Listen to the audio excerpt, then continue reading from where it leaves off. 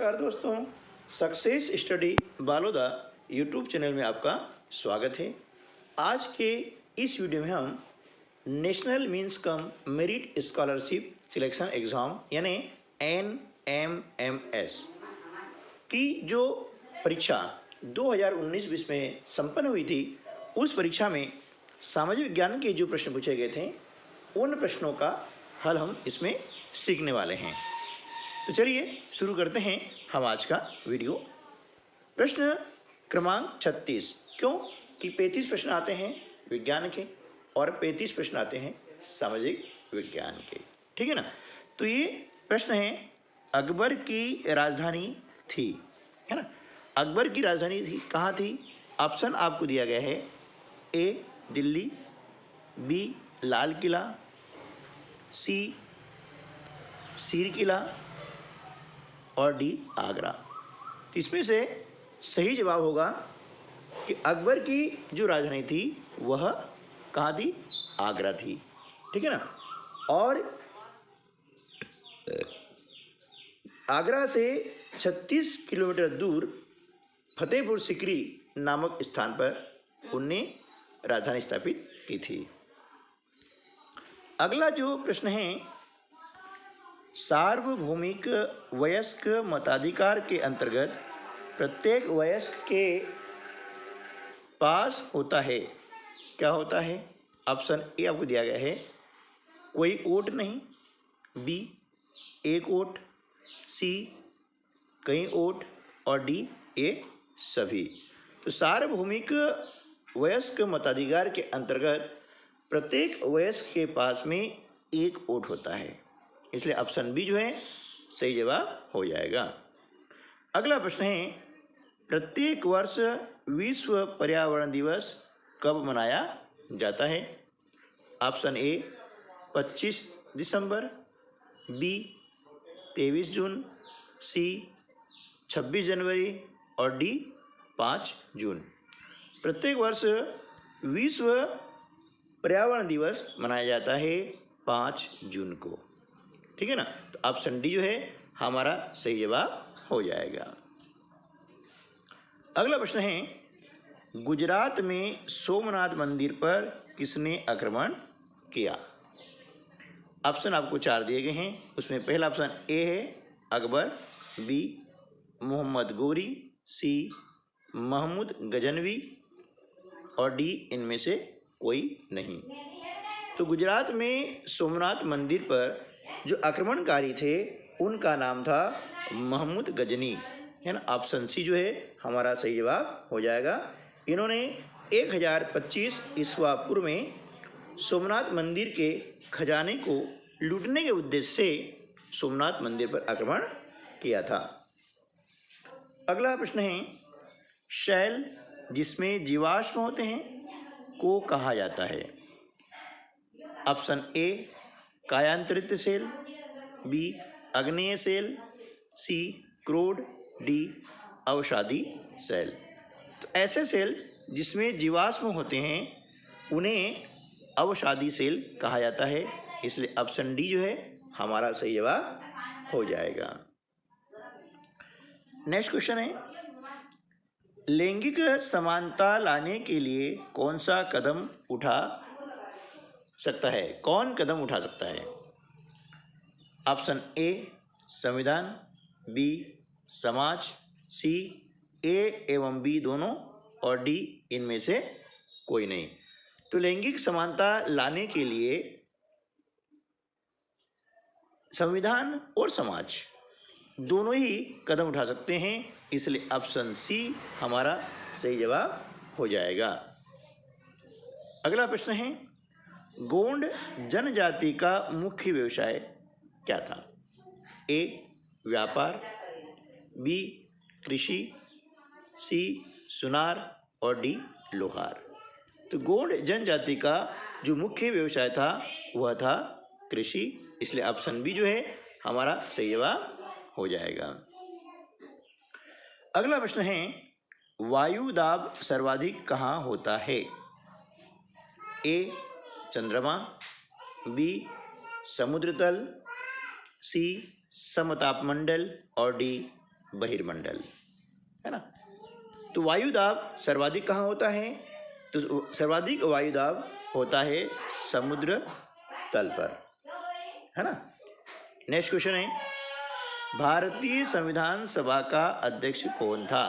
ए doctor Rajendra Prasad, B Jawaharlal Nehru, सी doctor Baba Saheb Ambedkar और D Mahatma Gandhi. तो संविधान सभा का अध्यक्ष कौन था? तो इसका सही जवाब हो जाएगा डॉक्टर राजेंद्र प्रसाद, है ना। भारतीय संविधान सभा के अध्यक्ष थे डॉक्टर राजेंद्र प्रसाद, जबकि संविधान की प्रारूप समिति के अध्यक्ष थे डॉक्टर बाबा साहेब अम्बेडकर। ये दोनों आपको बातें याद रखनी है। प्रारूप समिति के अध्यक्ष थे डॉक्टर बाबा साहेब अम्बेडकर और भारतीय संविधान सभा के अध्यक्ष थे डॉक्टर राजेंद्र प्रसाद। चलिए अगला प्रश्न देख लेते हैं।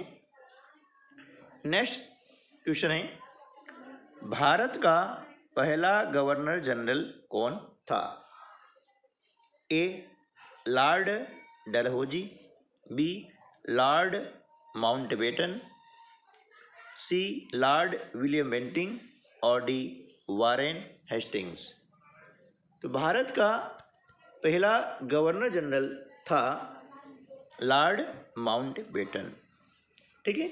ये भारत के जो है प्रथम गवर्नर जनरल थे और ब्रिटिश इंडिया के जो थे वे थे लॉर्ड विलियम बेंटिंग। ये दोनों में अंतर है, ध्यान रखना है कि भारत के प्रथम गवर्नर जनरल थे लॉर्ड माउंटबेटन, जबकि ब्रिटिश इंडिया के प्रथम गवर्नर जनरल थे लॉर्ड विलियम बेंटिंग। ये दोनों को आप अंतर को समझ लीजिएगा। नेक्स्ट क्वेश्चन है, दिल्ली सुल्तानों के अंतर्गत प्रशासन की भाषा क्या थी? ए उर्दू, बी फारसी, सी हिंदी, डी अंग्रेजी। तो दिल्ली सुल्तानों के अंतर्गत प्रशासन की जो भाषा थी वह थी फारसी, इसलिए ऑप्शन बी जो है हमारा सही जवाब हो जाएगा। अगला प्रश्न है, इनमें से कौन सा अनवीकरणीय संसाधन हैं? मतलब जिनको नवीनीकरण नहीं कर सकते हैं, है ना, जिनका नवीनीकरण नहीं किया जा सकता है, ऐसे संसाधन कहलाते हैं अनवीकरणीय संसाधन। ऑप्शन आपको दिए गए हैं, सौर ऊर्जा, बी जल, सी मिट्टी और डी प्राकृतिक गैस। तो यहाँ पर कौन सा अनवीकरणीय संसाधन है जिसको हम पुनः बना नहीं सकते हैं, प्राप्त नहीं कर सकते हैं, वह है मिट्टी। तो ऑप्शन सी जो है हमारा सही जवाब हो जाएगा। नेक्स्ट क्वेश्चन है, निम्न में से कौन से मीडिया के प्रकार हैं? ए टीवी, बी रेडियो, सी समाचार पत्र और डी ए सभी। तो इनमें से मीडिया के प्रकार क्या हैं, है ना। तो मीडिया के प्रकार सभी हैं, तो टीवी मीडिया, रेडियो, समाचार पत्र, ये सब मीडिया यानी संचार के साधन हैं, ठीक है। तो सभी इसमें उत्तर आ जाएगा, डी ऑप्शन हमारा सही जवाब हो जाएगा। अगला प्रश्न है, अपना सामान विदेश में बेचने वाला कौन होता है? ए आयातक, बी निर्यातक, सी उत्पादक, डी सौदागर। तो अपना सामान विदेश में बेचने वाला होता है उसे हम कहते हैं निर्यातक, ठीक है ना।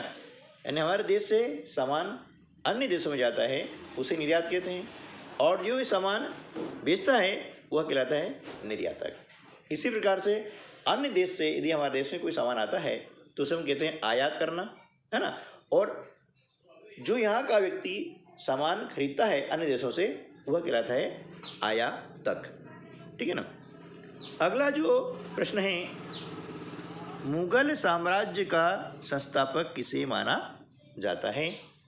ए हुमायूं, बी अकबर, सी शेर शाह और डी बाबर। तो जो मुगल साम्राज्य है उसका संस्थापक माना जाता है बाबर को, इसलिए ऑप्शन डी जो है हमारा सही जवाब हो जाएगा। अगला प्रश्न है, हमारी पृथ्वी के कितने भाग पर जल हैं? ए 51%, बी 61%, सी 71% और डी 81%। तो हमारी पृथ्वी के लगभग 71% भाग पर जल है, इसलिए ऑप्शन सी जो है हमारा सही जवाब हो जाएगा। अगला जो प्रश्न है, इलेक्ट्रॉनिक वोटिंग मशीनों यानी ईवीएम का पूरे देश में पहली बार आम चुनाव में उपयोग कब किया गया था? ए 1962 में, बी 1977 में, सी 1999 में और डी 2004 में, है ना।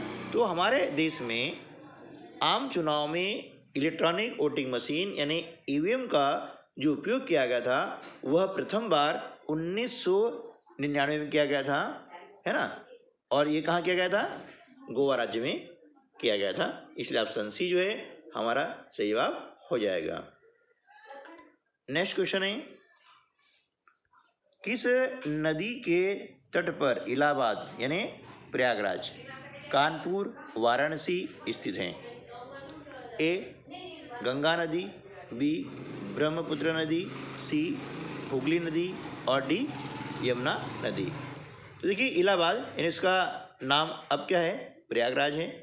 कानपुर और वाराणसी ये जो सभी शहर हैं यह गंगा नदी के तट पर स्थित हैं, गंगा नदी के किनारे स्थित हैं, है ना। इसलिए ऑप्शन ए हमारा सही जवाब हो जाएगा। अगला प्रश्न है, सहारा रेगिस्तान को कितने देश छूते हैं? है ना। ए 13, बी 11, सी 16, डी 20। तो सारा जो रेगिस्तान है ना, उसकी सीमा को छूने वाले कुल देश हैं 11 जो इसकी सीमा को स्पर्श करते हैं। अगला प्रश्न है, गीत गोविंद की रचना किसने की थी? ए चंद्रवरदाई, बी जयदेव, सी कल्हण और डी भवभूति, है ना। तो गीत गोविंद की रचना की थी जयदेव ने। अगला प्रश्न है,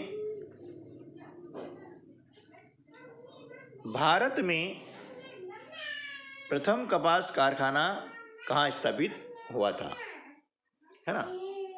ठीक है, तो ऑप्शन आपको दिए गए हैं, गुजरात, बी बम्बई, सी मद्रास, डी पश्चिम बंगाल। तो भारत में जो पहला कारखाना है कपास कारखाना वह पश्चिम बंगाल में स्थापित किया गया था। ऑप्शन डी सही है। और इसे जो है 1818 में, है ना, कोलकाता में स्थापित किया गया था। पहली जो कपास मिल थी वहाँ पर स्थापित हुई थी। अगला प्रश्न देखते हैं, निम्नलिखित में से कौन सी विधि तीव्र ढालों पर मृदा अपरदान को रोकने के लिए सर्वाधिक उपयुक्त हैं? ए रक्षक मेखला, बी मल्चिंग, सी वेदिका कृषि और डी चट्टान बांध। तो इनमें से जो सही विधि है, सर्वाधिक उपयुक्त विधि है, वह है वेदिका कृषि। इस वेदिका कृषि के द्वारा तीव्र ढाल यानी जो ढलान एकदम होते हैं वहाँ पर मृदा अपरदान को रोकने के लिए क्या करते हैं, ऐसी जिसे हम सीढ़ी कहते हैं, है ना। तो सीढ़ीदार खेती उसको कहा जाता है। सीढ़ियाँ बनाई जाती है ताकि मिट्टी का अपरदान, मिट्टी का क्षरण कम से कम हो। और जिस प्रकार से हमारी सीढ़ियाँ होती है ना, स्टेयर होते हैं, इस टाइप की वहाँ पर जो है खेती की जाती है। इसे हम कहते हैं वेदिका कृषि। अगला प्रश्न है, निम्नलिखित में से कौन विश्व में तांबे का अग्रणी उत्पादक है? ए बोलीविया, बी घाना, सी चिली और डी जिम्बाब्वे, है ना। तो विश्व में तांबे का जो अग्रणी उत्पादक है वह है चिली। ठीक है ना। नेक्स्ट क्वेश्चन है, MLA है ना, MLA का पूर्ण रूप क्या है, यानी फुल फॉर्म क्या है? आपको ऑप्शन दिया गया है member of law authority, B member of legislative assembly, C minister of law abiding authority, और डी उपयुक्त में से कोई नहीं।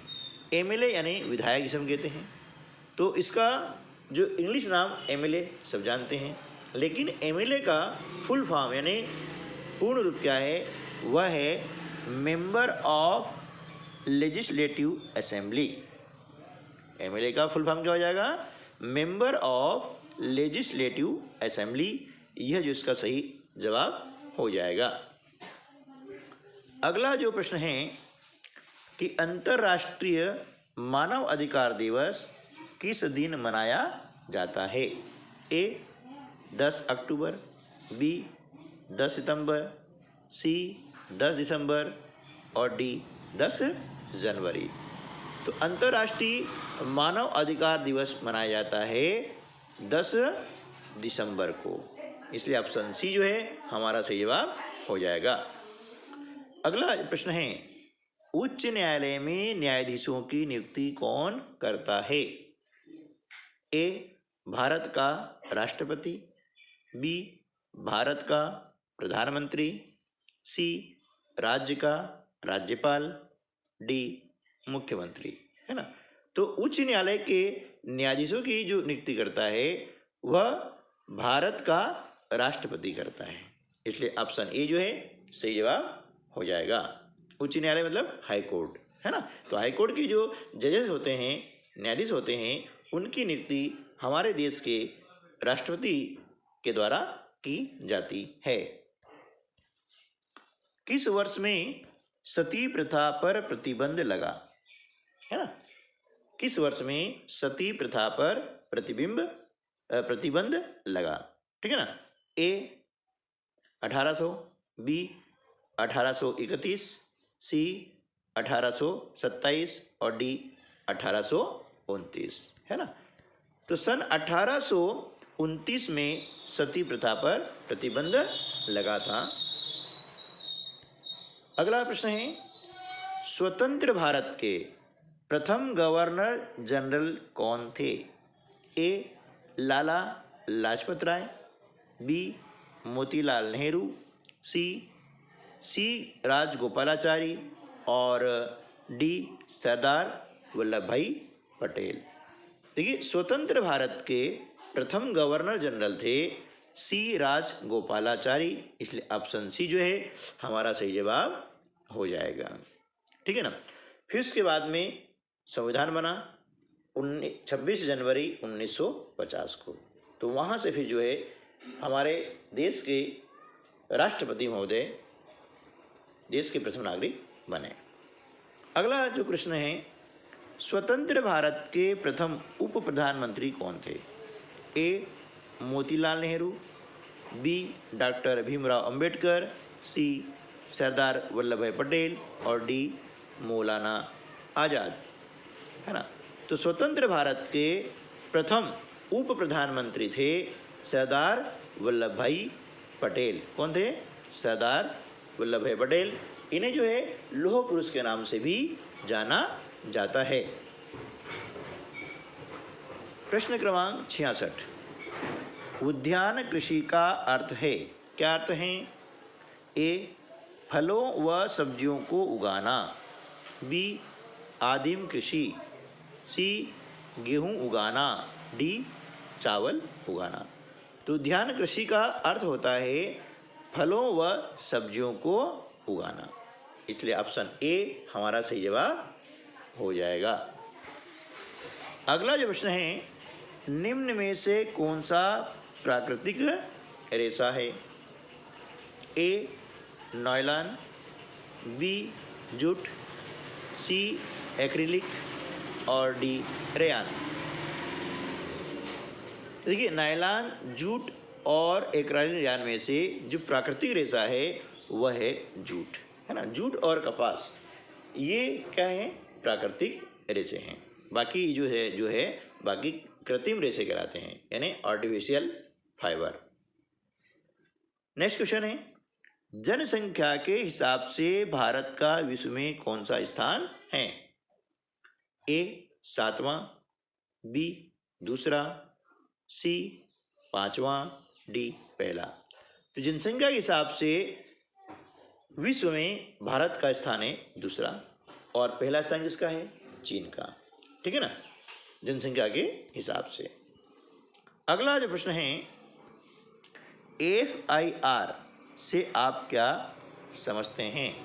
है ना, FIR आप देखते हैं कि कभी किसी का विवाद हो जाता है, झगड़ा हो जाता है, कोई अपराध हो जाता है, तो पुलिस थाने में प्रथम सूचना रिपोर्ट जो दर्ज करवाई जाती है उसे हम कहते हैं FIR। क्या बोलते हैं? FIR यानी फर्स्ट इंफॉर्मेशन रिपोर्ट। इसलिए ऑप्शन जो है डी हमारा सही जवाब हो जाएगा, प्रथम सूचना प्रतिवेदन। हिंदी में क्या इसका आएगा? प्रथम सूचना प्रतिवेदन, यानी FIR फर्स्ट इंफॉर्मेशन रिपोर्ट। ठीक है। अगला जो प्रश्न है कि हमारा संविधान कितनी उम्र तक के सभी बच्चों के लिए शिक्षा के अधिकार की गारंटी देता है ना? तो देखिए, हमारा जो संविधान है वह 6 वर्ष से लगा करके 14 वर्ष तक के बच्चों की, सभी बच्चों की शिक्षा के अधिकार की गारंटी करता है। यानी ये शासन का मुख्य दायित्व है कि वे 6 वर्ष से लगा करके 14 वर्ष तक के बच्चों को शिक्षा दिलवाएं। ठीक है दोस्तों, आज के वीडियो में बस इतना ही। उम्मीद है कि वीडियो आपके लिए काफ़ी जो है लाभप्रद साबित हुआ होगा। मिलते हैं अगले वीडियो में, तब तक के लिए नमस्कार, जय।